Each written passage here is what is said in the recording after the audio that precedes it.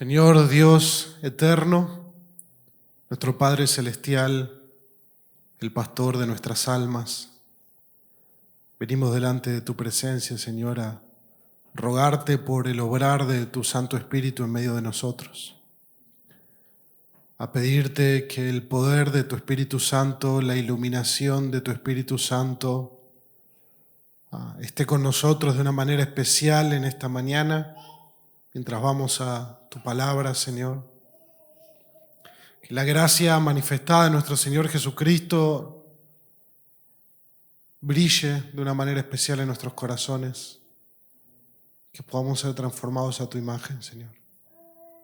Que tu Espíritu nos hable, Señor. Te lo pedimos en el nombre de Jesús. Amén y amén. Si has vivido la vida cristiana lo suficiente, sabes que hay momentos en que seguir a Jesús te va a colocar en lugares incómodos, en tareas o desafíos que parecen imposibles y de los cuales no vas a tener control del resultado.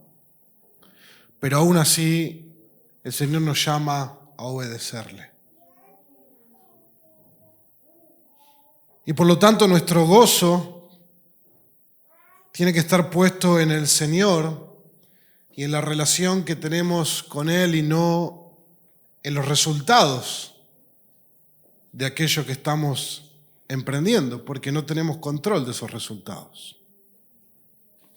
Los discípulos constantemente enfrentan la misma tensión. Y en nuestro pasaje ocurre lo mismo. En Lucas capítulo 10, Jesús los envía a una misión inmensa, riesgosa, pero les recuerda que su gozo no depende de lo que ellos logren, sino de la relación que tienen con Dios por medio de Él. Leamos juntos Lucas capítulo 10, del 1 al 24, una porción extensa de las Escrituras. Dice la palabra de nuestro Dios. Después de esto, el Señor designó a otros 70 y los envió de dos en dos delante de Él, a toda ciudad y lugar donde Él había de ir. Y les decía: la mies es mucha, pero los obreros pocos. Rogad, por tanto, al Señor de la mies que envíe obreros a su mies. Id, mirad que os envío como corderos en medio de lobos. No llevéis bolsa, ni alforja, ni sandalias, y a nadie saludéis por el camino. En cualquier casa que entréis, decid primero: paz a esta casa. Y si hay allí un hijo de paz, vuestra paz reposará sobre él, pero si no, se volverá a vosotros. Permaneced entonces en esa casa comiendo y bebiendo lo que os den, porque el obrero es digno de su salario. No os paséis de casa en casa. En cualquier ciudad donde entréis y os reciban, comed lo que os sirvan. Sanad a los enfermos que haya en ella y decidles: se ha acercado a vosotros el reino de Dios. Pero en cualquier ciudad donde entréis y no os reciban, salid a sus calles y decid: hasta el polvo de vuestra ciudad que se pega a nuestros pies, nos lo sacudimos en protesta contra vosotros. Empero sabed esto, que el reino de Dios se ha acercado. Os digo que en aquel día será más tolerable el castigo para Sodoma que para aquella ciudad. ¡Ay de ti, Corazín! ¡Ay de ti, Betsaida! Porque si los milagros que se hicieron en vosotras hubieran sido hechos en Tiro y Sidón, hace tiempo que se hubieran arrepentido sentados en cilicio y ceniza. Por eso en el juicio será más tolerable el castigo para Tiro y Sidón que para vosotras. Y tú, Capernaum, ¿acaso serás elevada hasta los cielos? Hasta el Hades serás hundida. El que a vosotros escucha, a mí me escucha. Y el que a vosotros rechaza, a mí me rechaza. Y el que a mí me rechaza, rechaza al que me envió. Los 70 regresaron con gozo, diciendo: Señor, hasta los demonios se nos sujetan en tu nombre. Y él les dijo: yo veía a Satanás caer del cielo como un rayo. Mirad, Os he dado autoridad para hollar serpientes y escorpiones, sobre todo el poder del enemigo, y nada os hará daño. Sin embargo, no os regocijéis en esto, de que los espíritus se os someten, sino regocijaos de que vuestros nombres están escritos en los cielos. En aquella misma hora el Señor se regocijó mucho en el Espíritu Santo y dijo: Te alabo, Padre, Señor del cielo y de la tierra, porque ocultaste estas cosas a sabios y inteligentes y las revelaste a niños. Sí, Padre, porque así fue de tu agrado. Todas las cosas me han sido entregadas por mi Padre, y nadie sabe quién es el Hijo sino el Padre, ni quién es el Padre sino el Hijo, y a quien el Hijo se lo quiera revelar. Y volviéndose hacia los discípulos les dijo aparte: Dichosos los ojos que ven lo que vosotros veis, porque os digo que muchos profetas y reyes desearon ver lo que vosotros veis y no lo vieron, y oír lo que vosotros oís y no lo oyeron. Hasta aquí la palabra del Señor. En este pasaje veremos que debemos entregarnos a la urgente misión del reino de Dios, pero reconociendo que nuestro mayor gozo y privilegio está en conocer al Padre por medio del Hijo. Debemos entregarnos a la misión, pero debemos entender que nuestro gozo no está en el resultado de la misión, sino en el privilegio de conocer a Dios por medio de Jesús. Y lo vamos a ver en 4 movimientos que tiene el pasaje. Por un lado, la urgencia de la misión, luego la condena del rechazo, luego el peligro de un gozo mal enfocado y finalmente el supremo gozo de conocer a Dios. Hoy vamos a estar mirando la primera parte de este sermón, los primeros 2 puntos de este sermón. Este es un texto extenso, del versículo 1 al 24, pero debe ser tomado en su totalidad porque es toda una estructura relacionada. El tema de la misión, el resultado, y el resultado ligado al gozo, y el gozo ligado a la revelación del Padre a través del Hijo, y la dicha que tienen los discípulos de poder conocer a Dios de esta manera. ¿Dónde comienza nuestra historia? En el principio entonces vemos la urgencia de la misión, punto número 1. El tipo de misión que Jesús les encarga a sus discípulos.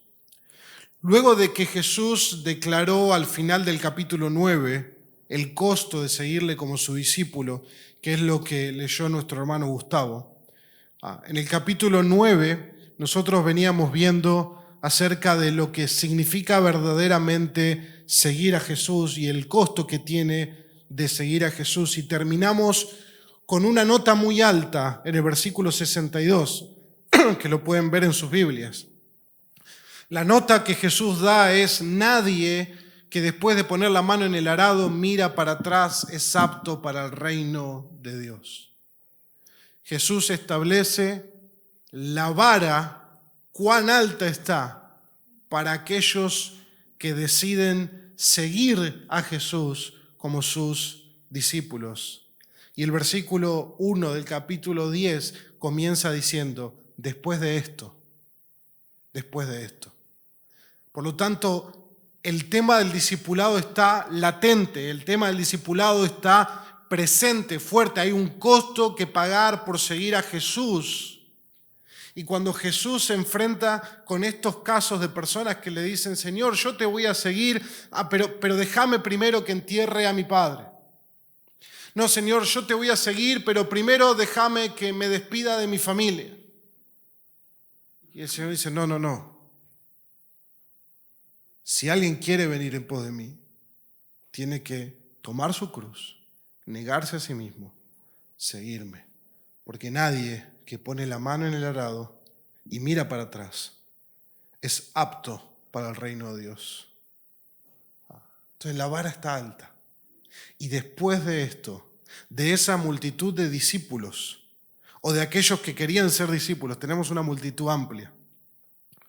Él escoge 70. Dice: bueno, es como, la vara es muy alta. Ustedes quieren seguirme. Ustedes 70, vengan conmigo. Hagan esto ahora.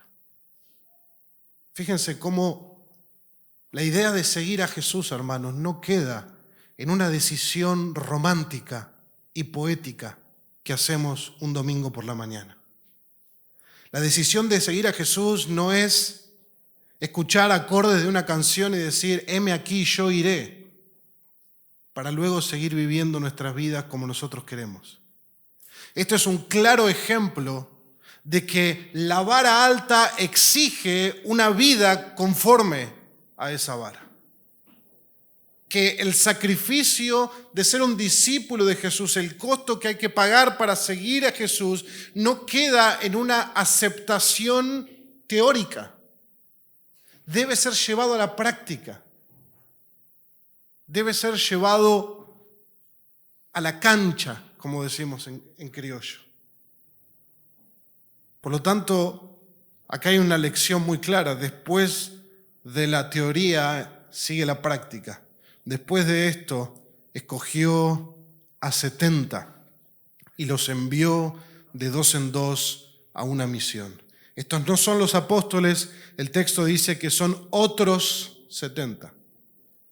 Son discípulos anónimos, 70 discípulos anónimos que son llamados para avanzar el reino de Dios, para ir delante de Jesús a preparar el camino por las ciudades donde Él iba a ir. Estos discípulos tienen el llamado de Elías de preparar el camino para el Señor, tienen el llamado de Juan el Bautista de preparar el camino para el Señor. Jesús está yendo a la cruz y ahora está proclamando el reino de Dios por toda esta región. Ya no está en Galilea, ya ahora está yéndose para Jerusalén. Por lo tanto, ser discípulos de Jesús es vivir en la misión de Jesús. Jesús persiguió la misión de inaugurar el reino de Dios, de dar su vida para rescatar a su pueblo, de glorificar en todo a su Padre. Y hoy mismo Jesús, nuestro Señor, está sentado a la diestra del trono en las alturas, trabajando a través de su iglesia por medio de su Espíritu Santo, avanzando su reino en este mundo hasta que el reloj divino diga es tiempo de la segunda venida. Seguir a Jesús involucra vivir en esa misión de proclamar el reino de Dios, de hacer discípulos de todas las naciones hasta el retorno del Rey. Algunas de sus Biblias van a decir 72 discípulos. Algunas van a decir 70 discípulos. Hay un cambio en el número. ¿Por qué el número 70? ¿Por qué 70 discípulos? No es un número casual, es profundamente significativo para el pueblo judío. Lo mismo que fue escoger 12 apóstoles, no es un número casual. Las 12 tribus de Israel, luego los 12 apóstoles marcan al pueblo de Dios del nuevo pacto. 70 es un número que para el judío representaba todas las naciones del mundo. ¿Y de dónde saca esa idea la tradición judía? Bien, se basa en el recuento de las familias que eran las naciones de la tierra en Génesis capítulo 10. Cuando Génesis capítulo 10 termina con un recuento de los hijos de Noé, de Jafet, Cam y Sem.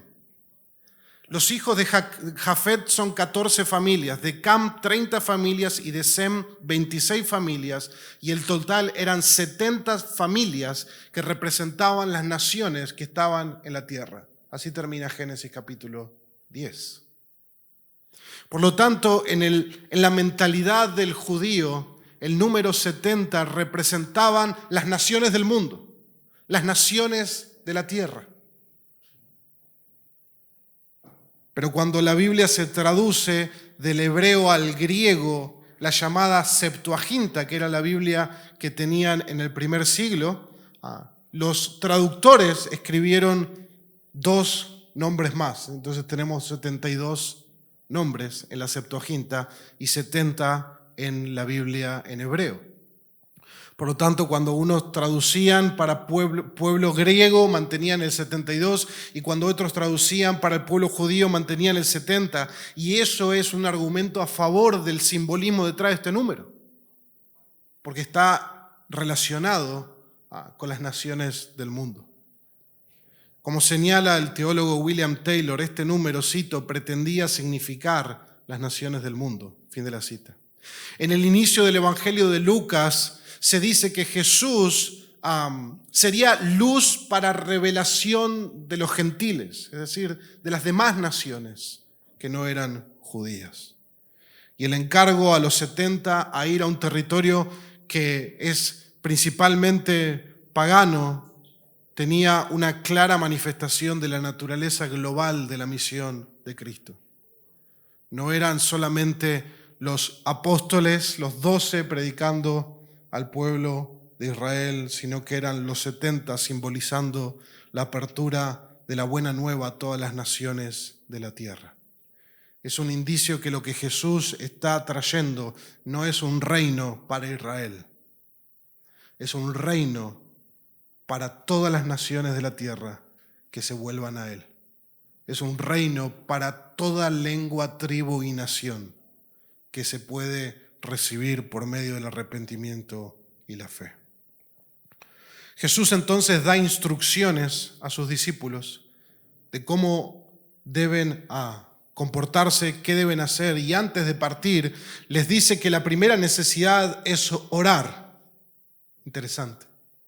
Orar por obreros. Luego, depender de Dios, da instrucciones sobre la aceptación y sobre el rechazo. Les da todas las instrucciones que ellos necesitan para su misión. Pero lo primero que deben hacer es rogar al Señor de la cosecha que envíe más obreros a su cosecha, porque los obreros son pocos. ¿Quién es el Señor de la cosecha? Jesús.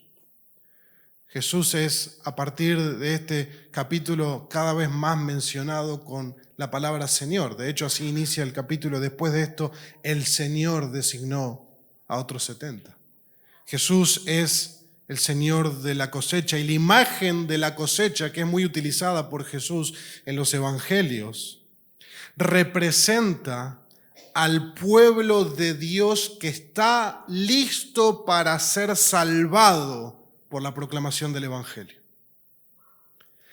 La cosecha es el pueblo de Dios que está listo, porque la cosecha es un tiempo justo, es un tiempo preciso, es un tiempo de recoger la cosecha, es un tiempo donde el grano está maduro, donde ya está listo para pasar a lo siguiente. Por lo tanto, el Señor dice, rueguen al Señor de la cosecha por obreros. Ellos eran 70 que salían a predicar a las ciudades de 2 en 2. La cosecha era sobreabundante para el número de obreros. Los discípulos eran los obreros que salían a cosechar, a trabajar, a proclamar el evangelio para que las personas fueran salvadas. Pero al lado del trabajo que había por delante, ellos eran pocos. Literalmente Jesús utiliza una palabra que rueguen al Señor, no que envíe, sino que arroje, que los lance a la cosecha, que fuerce. Es muy interesante esa palabra. Rueguen al Señor que empuje obreros a la cosecha, porque hay obreros que se resienten en sumarse. Es sumamente interesante y pudiéramos elaborar mucho más. Ejemplo de Moisés, poniendo excusas al Señor para no ir a Faraón. El ejemplo de Jeremías, poniendo excusas al Señor para no ser un profeta. No todos van a estar sumamente contentos de arrojarse al trabajo de la cosecha. Por eso el Señor dice, rueguen al Señor de la cosecha, aquel que dirige la cosecha, al dueño de la cosecha, que impulse, que empuje, que arroje obreros para trabajar en esa cosecha. Como iglesia debemos orar constantemente para que haya más obreros para trabajar en la cosecha. Todos nosotros somos llamados a proclamar el Evangelio, pero no todos están dispuestos a asumir el trabajo que requiere la misión de Dios. Esa es la realidad. El comentarista Garland dice lo siguiente, y cito: los obreros son pocos porque pocos son los dispuestos a trabajar bajo las estrictas exigencias que tienen poca recompensa terrenal. Fin de la cita. El comentarista Hendrickson añade lo siguiente, cito: nótese el hermoso equilibrio que se mantiene aquí entre la soberanía divina y la responsabilidad humana. Es Dios y solo Él quien puede dotar a los hombres con las cualidades necesarias para llevar a cabo el mandato de la misión. Es Dios quien envía, a veces casi a la fuerza, empuja porque no todos están inmediatamente dispuestos, equipa, capacita y ordena. Pero por otra parte, esto de ningún modo hace superfluo la oración y el esfuerzo humano. Los 70 o los 72 deben orar para que le agrade a Dios enviar obreros. Fin de la cita. Qué maravilloso. La misión de proclamar el Evangelio y de hacer discípulos requiere obreros porque es un trabajo arduo. Las imágenes que el Señor utiliza nos muestran eso. No está hablando envíen personas a recoger, no sé, una manzana de un árbol. Está hablando de una cosecha, normalmente sería de algún cereal, y eso era una labor agotadora, era una labor donde cuando llegaba el tiempo de la cosecha se contrataba personal extra, se contrataban obreros extra. ¿Por qué? Porque no había que perder el tiempo, porque hay una ventana solamente para cosechar, para que no se pierda esa cosecha, y por lo tanto se contrataban más y más trabajadores porque la labor era extenuante. Desde que iniciaba el sol hasta que se ponía el sol se debía trabajar de amanecer a anochecer. Y nosotros debemos orar al Señor para que Él empuje, impulse, arroje a más obreros a la cosecha y estar dispuestos a ser uno de esos obreros y poner la mano en el arado. Ese es el llamado que el Señor nos hace. La cosecha no es solamente para vida eterna. Recordemos la imagen de la cosecha cuando el Señor en aquel día enviará a sus ángeles y recogerán por un lado el trigo y lo guardarán para el Señor. Y recogerán por otro lado la cizaña o la paja. ¿Para qué? Para ser quemada en el horno. Esto no es un juego. La oración es necesaria. Debemos orar para que el Señor envíe obreros a su mies. Debemos orar para que el Señor cambie nuestros corazones para tener corazones de obreros para su mies. Y la oración es necesaria también porque son enviados los discípulos como corderos en medio de lobos. ¿Qué tan seguro es un cordero en medio de lobos? La misión es peligrosa. El mundo al cual le predicamos no ama a Dios, no ama la justicia, no ama la verdad. Está bajo el maligno. Por lo tanto, debemos entender el peligro de la misión de anunciar el Evangelio. Nosotros vivimos en un contexto y en una sociedad donde no experimentamos de tal grado los peligros de predicar a Cristo. Pero sí hay otros lugares donde son sumamente peligrosos predicar el Evangelio. Los discípulos son enviados a decirle a otros que solamente hay un Dios, que solamente hay un reino que permanecerá para siempre, que ese reino se ha acercado, que el Rey manda a que se arrepientan y se vuelvan a Él de todo corazón. Jesús mismo fue un cordero que fue muerto por proclamar la verdad bajo el plan predeterminado y soberano de Dios. No deberíamos amedrentarnos de que la tarea a la que Dios nos llame sea peligrosa.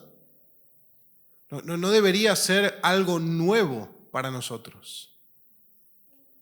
Uno puede comprar un mueble por internet Y cuando le llega a su casa se da cuenta que el mueble está desarmado y se da cuenta que no tiene instrucciones y se da cuenta que uno es medio inútil y no tiene herramientas. Y uno dice, ¿y ahora qué hago? ¿No? Eso puede pasar con el marketing. El marketing nos vende algo y quizá cuando llega es otra cosa. Jesús no hace eso. ¿Te has puesto a pensar? Jesús te dice claro lo que es ser un discípulo. Luego decidirás si quieres o no serlo. Jesús nos dice, la tarea es peligrosa, la tarea requiere esfuerzo, la tarea requiere trabajo. Pero ¿cuál es la alternativa? ¿Perecer con el mundo? ¿Seguir la eternidad separado de Dios? La tarea que Dios nos llama es peligrosa, nos va a sacar de nuestra zona de comodidad. Y Jesús nos ha anticipado que no fuimos llamados a una vida de comodidades terrenales, sino a tomar la cruz y negarnos a nosotros mismos. Por lo tanto, los discípulos no debían llevar nada, porque no había tiempo para reunir provisiones, no había tiempo para prepararse para el camino, debían depender de Dios. Tampoco había tiempo para los saludos protocolares de los judíos. Hay toda una explicación extensa cultural de lo que hacían los judíos cuando se encontraban en el camino. Se ponían a charlar, a discutir, a hablar, y si vos veías a dos judíos contando dinero, era la costumbre que te sumes a contar con ellos. Imagínense todas las distracciones posibles. Era como que Jesús dice, bueno, poné tu celular en modo avión y hacé esto que te estoy mandando a hacer. No te distraigas con otras cosas.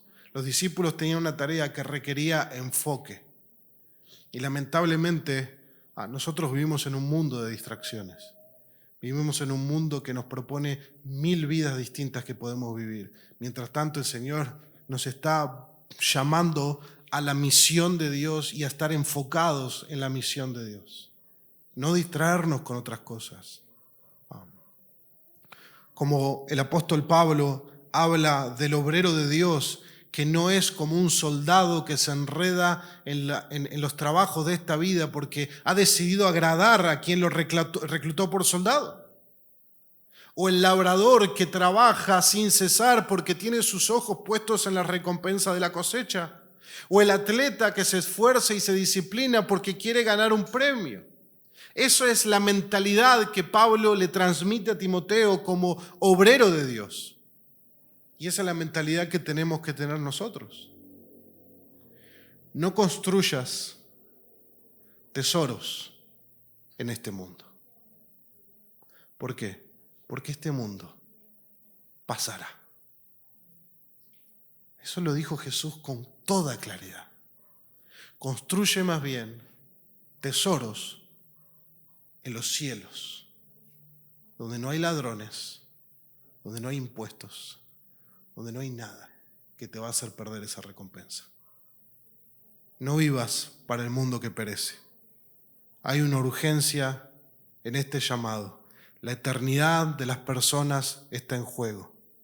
Las ciudades a donde ellos iban a ir necesitaban reconocer que Jesús es el Mesías de Dios, arrepentirse de sus pecados, porque si no, perecerán. Perecerán. El otro día miré un breve video que me apareció de una película, quizá era un tráiler, donde había una persona que llamaba a otra que estaba en la playa de vacaciones y este hombre se ve que estaba en un lugar donde medían la geología, los terremotos y iba a haber un tsunami. Y llama y le dice, corran, huyan, tienen 20 minutos para huir porque va a llegar un tsunami. Y la persona estaba muy tranquila en la playa, tomando su bebida y mirando y diciendo, yo no veo nada. Y esto es, imagínense la idea. Cuando nosotros le predicamos a alguien, le estamos diciendo, tenés que arrepentirte porque va a haber un juicio de parte de Dios. Y él puede decir, pero yo no veo nada. Y así es como en los días de Noé, ¿no? Como dice la Escritura. Que se casaban, se daban en casamiento, comían y bebían hasta que Dios cerró la puerta del arca y ya nadie más pudo entrar. Las personas se mueren todo el tiempo y parten de este mundo hacia la condenación o hacia la eternidad con Cristo. No hay otro lugar. No hay un purgatorio, no hay un lugar donde podemos cambiar la dirección, no hay absolutamente nada. Es o la condenación o la eternidad con Cristo. Ninguno de nuestros familiares, ninguno de nuestros amigos o vecinos tiene el siguiente día de su vida asegurado. En cualquier momento pueden dejar de latir sus corazones y entrar a la perdición eterna. Y eso es una realidad sin ningún tipo de salvación. Tenemos que ver el mundo como la cosecha de Jesús, donde hay muchos que están prontos a ser cosechados para salvación, mientras otros serán arrojados al fuego eterno. Y por lo tanto es urgente que prediquemos el Evangelio de Cristo. Ahí la urgencia. Ahí la urgencia. Y si realmente no creemos en estos destinos eternos, bueno, pasemos el domingo en un lugar más cómodo, ¿no?, que estar acá.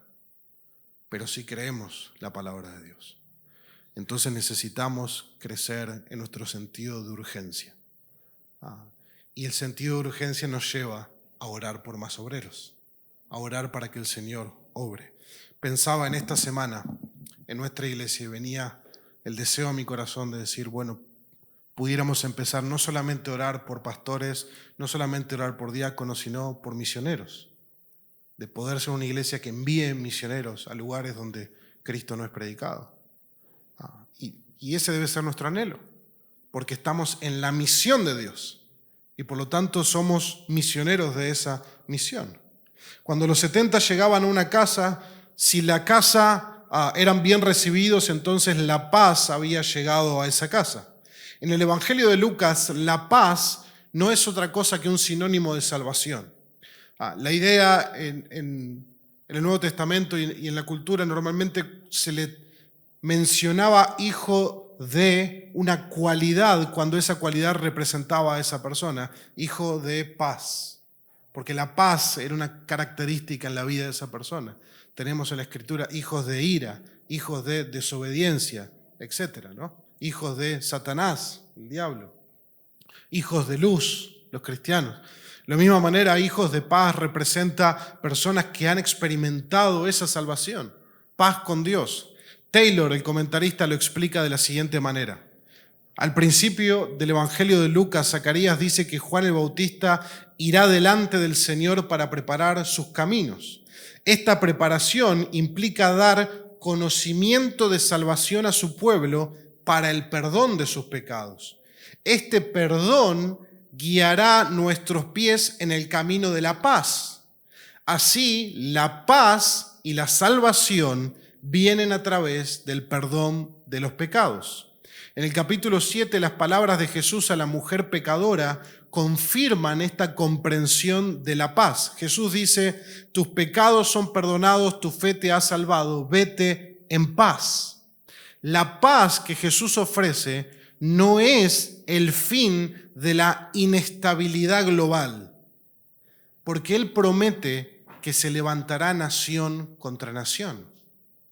Tampoco es la paz de la agitación entre las relaciones, porque Él advierte, ¿piensan que he venido a dar paz a la tierra? No, les digo más bien división, en el capítulo 12 de Lucas. La paz en el Evangelio de Lucas es la paz con Dios que viene a través de Jesús, quien trae el perdón de los pecados. Fin de la cita.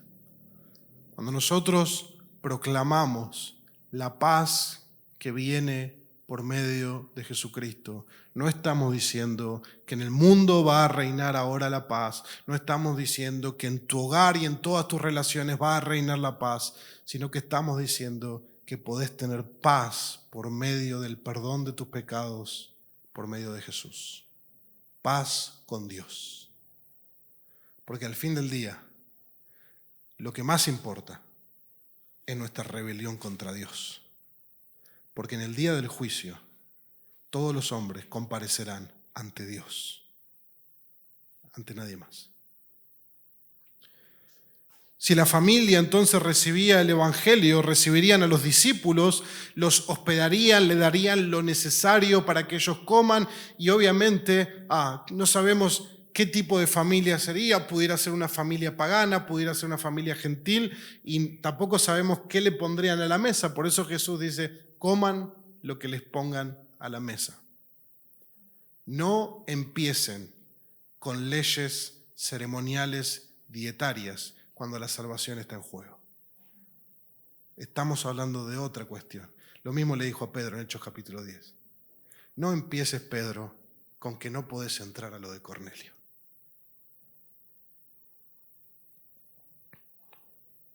Los obreros son dignos de su salario. Ellos son obreros y el Señor provee para ellos. Ellos sanarían a los enfermos, proclamarían el reino de Dios, se ha acercado a ellos. Pero si no los recibían, entonces se sacudirían los polvos de los pies, lo vimos como una señal de juicio, como una señal de reprobación, pero no por eso no debían anunciar que el reino de Dios se había acercado. Es interesante la diferencia. A la familia que recibía el mensaje les decía, el reino de Dios se ha acercado a ustedes. Y a los que rechazaban les decía, el reino de Dios se ha acercado. Para unos, para paz, y para otros, para juicio.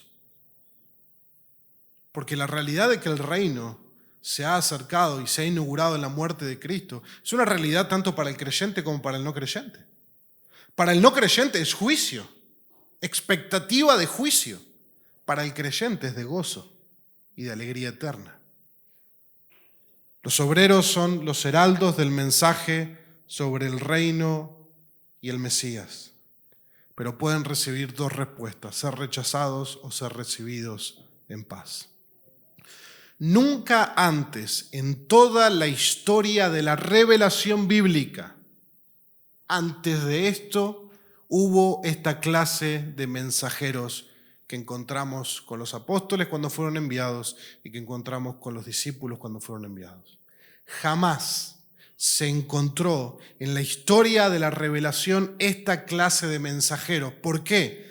Porque eran heraldos enviados por el mismísimo Rey Mesías a proclamar en ciudad a ciudad que el reino prometido por los profetas se había acercado. Ni siquiera eran profetas como los del Antiguo Testamento. Eran mensajeros del mismísimo Rey Mesías. El rey escogido, el verdadero David, el descendiente de David, aquel que reinaría por siempre, el Hijo del Hombre. Ese está enviando a estos mensajeros en su nombre a proclamar que su reino se ha acercado. Por eso, lo que para algunos debía producir un increíble gozo y un arrepentimiento de pecados y un volverse a Dios porque estaban aguardando ese día, como Simeón que tomó en sus manos a Jesús en el templo y agradeció a Dios que vio ese día. Judío piadoso. Pero para los que no aceptaron, estaban rechazando semejante revelación histórica del reino del Mesías, iban a recibir un castigo mayor que cualquier otra ciudad que no estuvo en ese momento histórico único en la revelación del plan de Dios. El castigo para los que rechazaban el mensaje del Mesías en ese momento iba a ser mayor que para ninguna otra persona antes que eso, porque era un momento único en la historia del plan de Dios. Incluso Jesús dice, cito textualmente en el versículo 12, les digo que en aquel día, ¿qué día? El día del juicio, será más tolerable el castigo para Sodoma que para aquella ciudad. La inmoral Sodoma, donde vivía Lot, donde Lot escapó del juicio de Dios, esa inmoral Sodoma tendría un castigo más tolerable al lado de aquellas ciudades que rechazaron al Mesías en el tiempo de su visitación. Y eso es lo que Jesús va a enfatizar en nuestro segundo punto, la condena del rechazo, versículos 13 y 16. Jesús enfatiza lo terrible que es rechazarlo a Él como el Rey prometido cuyo reino se ha acercado. Corazín y Betsaida, las dos ciudades donde Jesús pronuncia los ayes, Corazín y Betsaida, son ciudades donde Jesús hizo señales y milagros y proclamó el reino de Dios. Si bien Corazín solamente aparece citada por Jesús en este evangelio y en su correspondiente en Mateo, solamente aparece Corazín ahí. Nosotros sabemos por las Escrituras que Jesús hizo muchas más cosas de las que están escritas. Y evidentemente Jesús visitó Corazín e hizo obras maravillosas en medio de Corazín, de tal manera que dice Corazín y Betsaida, ellos no se arrepintieron, no se volvieron a Dios. Pero Jesús afirma que en las ciudades paganas de Tiro y Sidón, puertos comerciales llenos de dinero, si ellos hubieran recibido las señales que Jesús hizo en medio de Corazín y Betsaida, hace tiempo que se hubieran arrepentido profundamente. Porque eso es lo que Jesús dice en silicio y ceniza. Eso era para marcar un arrepentimiento profundo. Jesús dice, si ellos hubieran experimentado lo que ustedes experimentaron hace tiempo, se hubieran arrepentido. Por eso Jesús proclama los ayes contra estas ciudades. Los ayes son lamentos de juicio por la condenación que les aguarda. ¡Ay de ti, Corazín! ¡Ay de ti, Betsaida! Capernaum, la siguiente ciudad que Jesús menciona en el versículo 15. Y tú, Capernaum. Capernaum fue el centro del ministerio de Jesús en Galilea. Fue su cuartel general de misión.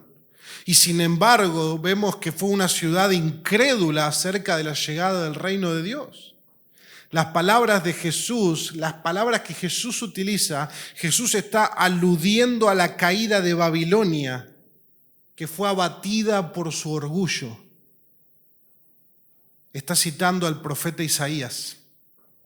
En Isaías 14, versículos 12 al 15, uno puede leer todo el capítulo, pero del versículo 12 al 15, el profeta Isaías profetiza la caída del rey de Babilonia diciendo lo siguiente, cito, ¿cómo has caído del cielo, oh lucero de la mañana, hijo de la aurora? Has sido derribado por tierra, tú que debilitas a las naciones. Pero tú dijiste en tu corazón, subiré al cielo por encima de las estrellas de Dios, levantaré mi trono y me sentaré en el monte de la asamblea, en el extremo norte. Subiré sobre las alturas de las nubes y me haré semejante al Altísimo. Sin embargo, serás derribado al Seol, a lo más remoto del abismo. Fin de la cita.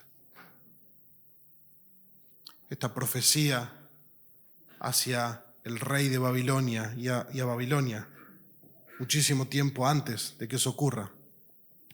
La profecía tiene normalmente diferentes aplicaciones. Y Jesús está diciéndole a Capernaum, ¿acaso serás elevada hasta los cielos? Como Babilonia pensó que ella sería.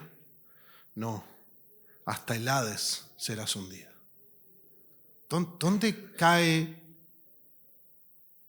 ¿Dónde una ciudad termina en el profundo del abismo? Rechazando al Mesías. Dense cuenta que al final de toda vida humana, lo que más importa es qué hicieron con Jesús. No importa el esplendor, no importa la riqueza, no importa la prosperidad, no importa el éxito. Babilonia tenía todo eso y fue abatida y destruida. Y Capernaum, no te creas que por ser parte del pueblo de Dios no te va a pasar a vos. El mismo destino que una ciudad pagana lo tendrás porque rechazaste la llegada del Rey. Eso es lo que deberíamos sentir, lo pesado de lo que Jesús está diciendo. Capernaum, por su incredulidad, sufriría el mismo destino que la capital de Babilonia y su rey. Pudiéramos pensar en esa región histórica en que Jesús ministró, Galilea, Samaria, Judea, lo que hoy corresponde a Israel y a países al norte. Ese territorio geográfico experimentó algo único, que es la llegada del Rey prometido y con él el acercamiento de su reino prometido. Y es por eso que la respuesta a los mensajeros es tan importante, porque no están entendiendo el tiempo de su visitación, no están entendiendo quién ha bajado del cielo a visitarlos, a quién ha salido a su encuentro, no están teniendo discernimiento, están ciegos espiritualmente. Y cada vez que nosotros proclamamos el mensaje del Evangelio, no hay algo distinto en cuanto al destino eterno de las personas. De la misma manera tienen que recibir o rechazar. ¿Por qué hay juicio en rechazar a los mensajeros de Dios? Porque rechazar al mensajero de Dios es rechazar a Dios mismo. El que a ustedes escucha, a mí me escucha. El que a ustedes rechaza, a mí me rechaza, y no solo a mí, sino a Dios Padre que me envió. Aquel que rechaza la predicación del Evangelio está rechazando a Jesús, a su Evangelio y por ende a Dios mismo. No será el mismo castigo en el día del juicio para aquel que nunca escuchó el Evangelio y murió en sus pecados, que para aquel que fue a la iglesia a escuchar la predicación del Evangelio y sin embargo decidió seguir viviendo para sí mismo y para satisfacer sus deseos pecaminosos. Jesús puede pronunciar hacia esa persona lo mismo que le dijo a Capernaum: ¿acaso serás elevado hasta los cielos? Hasta el Hades serás hundido, quien quiera que seas. Porque lo que salva no es venir a la iglesia. Lo que salva no es escuchar la predicación del Evangelio. Lo que salva no es lo que yo hago. Lo que salva es Cristo. Y que nosotros podamos recibir ese mensaje de salvación con fe, arrepentirnos y creer en el Mesías prometido por Dios. Por lo tanto, nadie puede esconderse de Dios dentro de una iglesia. Una costumbre bastante común en el Antiguo Testamento, cuando reyes o personas querían evitar el juicio, era asirse a los cuernos del altar. Aún ahí te alcanzará el juicio. Como dice Números 32. Ten por cierto que tu pecado te alcanzará. No te puedes esconder de Dios. No puedes huir de Dios. ¿Estás hoy congregando en esta mañana, escuchando este mensaje sobre el reino de Dios, sobre el Rey Jesús, sobre la salvación que Él trae y aún no te has arrepentido de tus pecados? ¿Estás hoy escuchando este mensaje y aún no te arrepentiste de tus pecados? ¿Y crees que serás elevado hasta los cielos? Hasta el Hades serás hundido si no te arrepientes. No hay nada en tu vida ni en este mundo que te podrá salvar del juicio de Dios. Solo Dios. Solo Dios. A mayor revelación, mayor responsabilidad. Eso lo vemos claro en las Escrituras. El juicio es mayor cuando hay mayor luz. Si estás escuchando este sermón y aún seguís abrazando tus pecados, te hundirás en el fondo del abismo como si abrazaras un ancla en el fondo del mar. Tenlo por seguro que así ocurrirá. Pero la buena noticia es que Dios te da este testimonio de sí mismo, no para que te hundas, sino para que creas y te arrepientas, para que vengas a Él por medio de la fe, para que te apartes de tu vida de pecado, para que verdaderamente te aferres a Cristo por la fe como la única salvación para tu alma.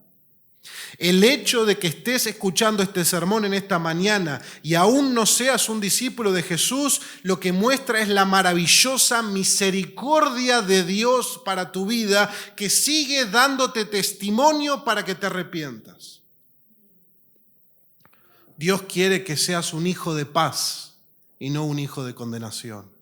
Dios quiere que seas un hijo de luz y no un hijo de tinieblas. Dios quiere que seas un hijo de Dios y no un hijo del diablo. Hoy abandona hoy mismo tu vida de pecado lejos de Dios y vuélvete a Él de todo corazón.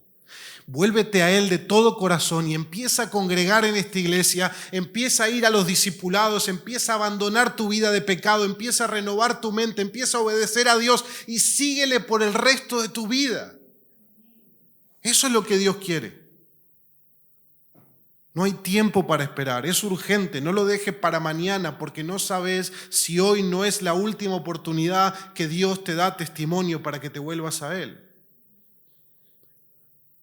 Jesús vino a morir a la cruz para que podamos ser perdonados de nuestros pecados. La salvación es un regalo que se recibe por la fe y hoy es el día para que no te vayas de este lugar sin haber creído en Cristo y haber sido libre de la condenación. Y hermanos, hay una urgencia en predicar el Evangelio y en hacer discípulos. El reino de Dios se ha inaugurado. El reino está, pero todavía no. El reino está, pero no todavía en todo su esplendor cuando sea el retorno del Rey. El Rey Jesús vendrá pronto a consumar su reino eterno. No podemos dejar la misión de Dios a un lado para dedicar nuestra vida a otra cosa más importante, porque no hay otra cosa más importante. En la perspectiva eterna no lo hay. Puede ser que haya algo más importante terrenalmente, pero eternamente no hay más nada importante. El tiempo es corto. Esta vida pasará como la hierba del campo que se seca. Esta vida pasará como el soplo que pasa y no vuelve. Y la Biblia nos advierte de eso. Cerraste los ojos y hoy tenés 70 años. Y ayer tuviste 10. Y estabas jugando en el patio de tu casa. Cerramos los ojos y la vida vuela. ¿Qué vas a hacer con tu vida? Debemos entregarnos a la misión de Dios con seriedad. Debemos tomar el arado con las dos manos sin dudar. Debemos poner nuestra vida entera al servicio del Señor de la cosecha. Sabemos que es peligroso. Sabemos que somos enviados como corderos en medio de lobos, pero nuestro Señor ya tomó ese camino por nosotros para darnos ejemplo. Él fue a la cruz del Calvario a enfrentar la condenación y el juicio de Dios que nosotros merecemos para que nosotros no tengamos que enfrentarlo. Corazín, Betsaida y Capernaum recibirán un mayor juicio, pero si estamos en Cristo, nosotros que merecemos juicio como esas ciudades, Cristo lo pagó por nosotros. Y ya no seremos condenados. Nosotros que pensábamos que seríamos elevados al cielo y Dios nos juró caer en el abismo, Jesucristo eligió el abismo por nosotros, para que nosotros seamos llevados al cielo, donde Él estuvo y donde Él estará y donde Él está. Ahora es el turno de dar nuestras vidas por Cristo. El hecho de que sea peligroso y que puedan rechazarnos no debe ser un obstáculo que nos retrase en la tarea de evangelizar a otros. Habrá muchos que nos rechacen, sí, eso está asegurado, anticipado, pero habrá otros que nos reciban y habrá otros que nos den de comer, habrá otros que nos den un lugar en su hogar, habrá otros que serán hijos de paz por medio de la predicación del Evangelio que Dios use en nuestras vidas. Por lo tanto, debemos ser obreros que viven para la cosecha de Jesús, poner nuestro tiempo, nuestro esfuerzo, nuestro dinero, nuestros talentos, nuestras habilidades para el reino de Dios, porque el reino de Dios es el único reino que permanece para siempre. Todos los reinos se caerán, los reinos de este mundo se caerán, como Babilonia cayó, el gran imperio que fue hundido hacia el abismo, pero el reino de Dios permanecerá para siempre. Y somos llamados a trabajar para ese reino eterno. ¿Qué otra cosa puede ser más importante hoy? Y si no estás trabajando para el reino eterno de Dios, ¿para qué reino estás trabajando? ¿Qué reino estás construyendo? ¿Tu propio reino? Toda la gloria del hombre es como esa hierba que por la tarde se seca y perece.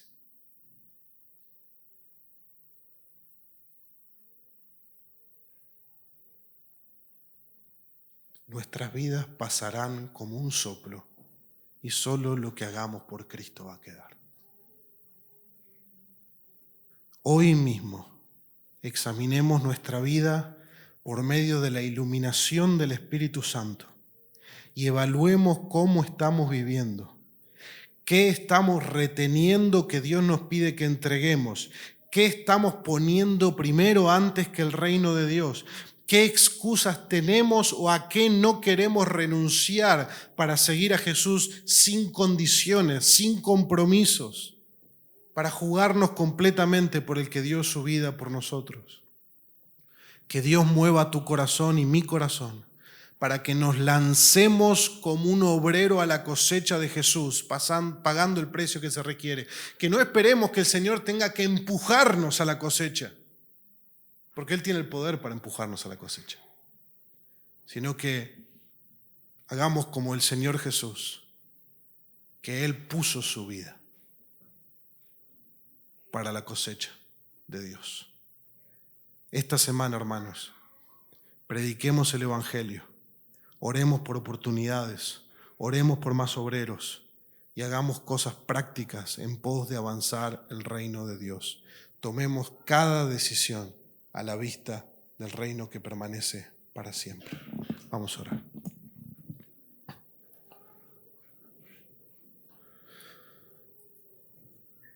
Señor, necesitamos el obrar de tu Espíritu Santo en cada uno de nuestros corazones. Solo vos conocés, Señor, a cabalidad lo que hay dentro de nuestro corazón. Vos conocés a perfección cómo son nuestros días, cómo son nuestras noches, lo que hacemos y lo que no hacemos, lo que pensamos y lo que no pensamos, lo que deseamos y lo que no deseamos. Vos nos conocés perfectamente. Por lo tanto, como dijo el salmista, escudriñame, oh Dios, y ve en mí si hay camino malo y guíame por el camino eterno. Examina nuestros corazones, Señor. Examina mi corazón primeramente. Muéstranos, Señor, cuál es el paso que debemos dar. ¿Qué es aquello a que debemos renunciar? ¿Qué es aquel camino el cual debemos perseguir? Confiando en tu provisión, confiando en tu dependencia, confiando en que vos fuiste primero que nosotros, confiando en que vos aseguraste la victoria del reino de Dios. Estamos avanzando un reino que no será destruido. Pero así, Señor, como cada uno de nosotros tiene un lugar en ese gran reino, Ayúdanos a entender aquello a lo cual nos has llamado a hacer y que pongamos la mano en el arado y no miremos atrás. Te lo pedimos en el nombre de Jesús. Amén y amén.